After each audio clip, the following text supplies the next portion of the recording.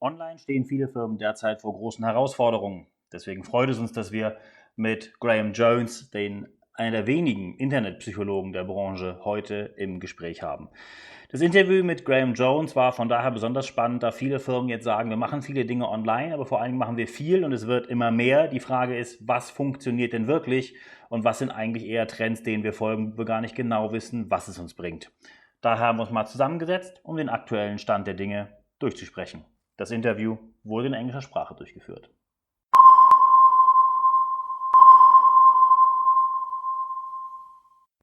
Online business.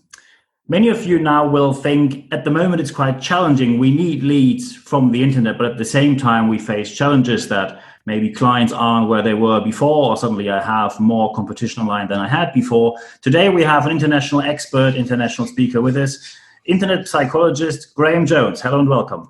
Hello, Niels. Thanks for having me. Thank you very much for taking the time. You're the absolute expert when it comes to online business, internet psychologist. I, of course, collected different questions from companies who contacted us and companies who we're talking to. Many at the moment struggle that they say we get our leads, for example, from our online shop, from the internet, but suddenly we have a lot more competition and at the same time we have less budget to spend for AdWords or for a good placement in Google, for example. What do you think businesses should do at the moment? I think that they should think very carefully about their spending, because obviously with COVID and the whole coronavirus situation, they are going to possibly face difficulty in getting income, and their expenses may go up. So they're going to need to think carefully about their spending. So I think the most important thing they can do in terms of thinking about their spending is to stop spending on things that don't work. And far too often, I find that businesses online continue to spend money on things that don't work, hoping they eventually will. So for example, they will spend money relentlessly on pay-per-click advertising in the hope that one day it will work. Okay. So I think the first thing to do is really assess what is working and what hasn't been working, and ditch the things that haven't been working. Don't bother trying them, because you're going to be throwing money away and you probably haven't got money to throw away anymore. Yeah, especially at the moment, the budgets might be quite tight. So what, in your opinion, are ways to attract clients online, which, in your opinion, might work better than probably the classical solutions like put your name somewhere out there on Google and pay for it? Yeah, I think the key thing is that to find out what your particular customers are really looking for. So there's no one size fits all to everyone. So, for example, some businesses will find that their customers want really deep, insightful information, whereas other businesses will find that what their customers want is speed of transaction. So, for example, if you were a business selling a complicated product, a business-to-business situation, your customers are probably going to want even more in-depth information than they ever had before. So one of the things you should be doing is putting as much data and information about your products online that you might have previously given in, say, face-to-face sales conversations. So add all of your kind of data sheets and everything you possibly can think of, every kind of piece of information you give in conversations, make that into online content to extend your information. Whereas another kind of business, for example, a hairdresser, people don't want lots of information about their hairstyle. What they want is convenience of being able to book and pay. So at the moment, for example, hairdressers aren't operating, but when they operate again, they're going to have to, for quite a while, social distance, and they're going to need to manage people who come in, and people are going to be looking to the internet to manage that. So they're going to be looking to be able to book online, to be able to book appointments online, to pay online, so that they can just go in, get their hair cut and walk out. So different kinds of businesses are going to need to concentrate on different things. Some businesses, in order to get more custom, are going to have to provide lots more information, and others are going to have to be able to provide more convenience of transaction. That's a very good point. We had quite a number of people asking us exactly that. They say, we hear that we should put out the information on the internet, online, our website, wherever. And then people fear that their competitors might take that, even steal it, or simply transform it in a way that you cannot legally tell them not to do so, but you simply give away knowledge you do not want to give away publicly. What's the way there? You're making assumptions that people will steal the knowledge. They might, but they can steal it anyway, even if it's a patent. So you can take all kinds of legal protections, but people can still copy it and do. So that, we can see all kinds of things that are copied that are the same. You can go to different hamburger joints, but they're still a cheeseburger. A cheeseburger is a cheeseburger. But you can still make billions out of doing it. So I think people worry unnecessarily. And besides, the other businesses are too busy running their own business to run around the internet stealing information from other businesses. So people worry unnecessarily. The important thing here is a good example was a plumber in London who put on YouTube, this must be a good 10 years ago now, but on YouTube he put instructions on how to do every plumbing job. So from changing a washer on a tap to repairing the plumbing in your toilet, did videos of every job that the plumber did. And so people were thinking that he's giving away his secrets, that nobody would book him. But in fact, his bookings went through the roof because people saw that he was an expert in plumbing.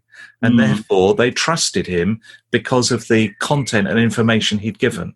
So one of the psychological factors that happens is that if you put more information than your competitors online, actually people perceive you as more of an expert in your field, and therefore they want to book your products or services with you more. Excellent. When we now talk about YouTube, you just mentioned YouTube. Some questions which we received were that people said, we heard about all the modern social media, etc., but we are, and then they say, conservative business, traditional business, most of our clients are 50 plus. Do they even use YouTube, Facebook, etc.?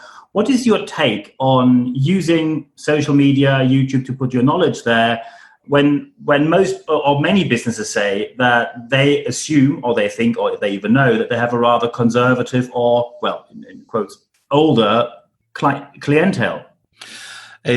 When you look at the demographics of things like YouTube or Facebook, there are so many people on there that actually you have got all age groups on there.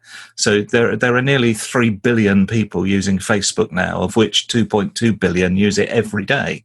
So when you've got that number of people, they have got to cover all the age groups. And in fact, at one point about 4 or 5 years ago, the fastest growing age group on Facebook was the over 65s. So when people start looking at the data rather than making assumptions from what their mates tell them, you can see that actually, YouTube has got nearly 2 billion people using it now. And so when you've got that numbers of people, you are going to have all of the population in there. And, people who tell you that, old people don't use social media, well, they do. All age groups use social media of all kinds. And then, of course, just getting right to the next question, and I can, of course, not read out the whole question because it's quite long, but someone said, the core message is they started with social media, and then he said his day looked like he starts to open the day with Instagram, puts a photo there, goes on Facebook, personal profile, posts something, goes on his Facebook page, posts something there, realizes someone reacted on Instagram, gets back to Instagram, has a chat there, then someone reacts on Facebook, the Facebook page. Besides that, he's doing LinkedIn, then he has a LinkedIn group, then they tweet on Twitter. And he said he suddenly wasn't able anymore to do his job by serving the blog, the YouTube channel, everything they had. And he simply said he can't afford to hire someone because it is not that much work just to maintain it. You must be an expert in the field. How do you handle the amount of social media channels you have today? Because I remember that you gave a speech about that in London at Marble Arch when I was there as well, about the amount of social media access we have, and how shall we deal with this? Well, the crucial thing is that we get overwhelmed with, as your questioner was, overwhelmed with all the activity and different things to do. So there are a couple of key issues here. The first thing is to only do the social media you have to do. So I've been into businesses where they're doing everything, Twitter, Facebook, Instagram, Snapchat, you name it, they're doing everything. And then when I ask them where is their engagement and when we look at where their customers are, we discover that their customers are all on Twitter. So why are they bothering to do Instagram? So you only need to do the social media you really need to do. So you need to be selective, first of all. There's no law in any country that I know of that says your business has to be on every social media network there is. So you first of all be selective. The next thing is that what happens psychologically is your brain goes, I don't know if I've checked Instagram this morning, or I don't know if I've checked Facebook this morning. And so what your brain wants to do is check things to make sure that you have or haven't. And what happens then is you get drawn into it. Whereas you don't check all day, have I cleaned my teeth? Because everybody cleans their teeth first thing in the morning. So it's become a habit. So when you create a habit, your brain doesn't interrupt you asking you, have you done, whatever it is, Facebook, YouTube, Instagram, and so on.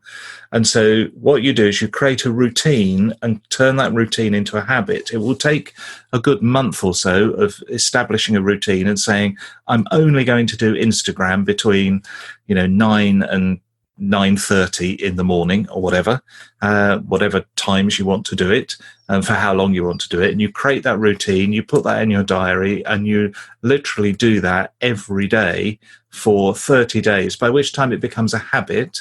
And what happens then is your brain doesn't say, have I checked Instagram today? I wonder if I need to do something on Instagram, because you've done it every day. You've done it, just like you've cleaned your teeth.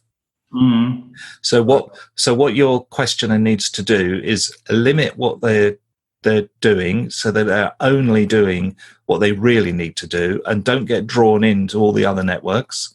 You can forget them, and only do it to a routine. So make sure that what you do is you establish a routine and it becomes a habit, and then you can do your, say, Facebook activity between 9 and 9:30, and then the rest of the day is yours. Excellent. Very good. Just to wrap the interview up, when now people are sitting here listening to the podcast and think, wow, these are great tips. The problem, of course, always is, where should I start? What are your top 3 tips what people should do now at this very moment when COVID-19 is still there to get their online business on the right level? I think probably one of the most important things that everybody needs to do is to make sure they are technically up to date and competent. So one of the things that the lockdowns have revealed is that many businesses are not really as technically competent as they need to be. And so people, without technical support at home are unable to do things. They've not got the right equipment at home and so on. So one of the things every business needs to do is to make sure going forward they have the good technical competence, get technical training in everything they need to do, because whatever happens after all the lockdowns are released, people are going to continue using things like Zoom. They're going to continue doing things at home, because all of these things are going to save businesses money. So many of the people who are currently working at home who think they're going to get back to work, get back to the office, many of them are going to be asked to stay working at home because it's going to save money. So technical competence is the first thing. You've got to be, really good and up there with everybody else at the top level of being technically competent. That's the first thing. The second thing is to make sure that you are only focusing on what you really need to focus on. There is so much activity on the internet that people do get drawn into different social media. They get drawn into saying they've got to do this, you've got to do that. You go to meetings where everybody says this is working for them, and so you experiment. So stop experimenting and start focusing on what you need to do. I think that's the next most important thing. And then the next thing after that, so firstly is to get technically competent, then focus on what you really need to do, and then finally focus on your customers and ask them precisely what they want out of you after all this lockdown and so on is over, because they are going to have a different world. You are going to need to understand them even more than we did before this all happened. So those three things will help you into the future. Perfect. That is excellent advice. I will, of course, put your contact data and the show notes of this podcast so people can get in contact with you directly if they have any additional aspects which they like to talk about with you, or which I can, of course, also highly recommend because I saw you speak many times now. You should hire Graham for your conference. Really great value if you want to know how to run online business properly. So the only thing I have to say now at the end of the podcast is, Graham, thank you very much for your time. Thank you, Niels.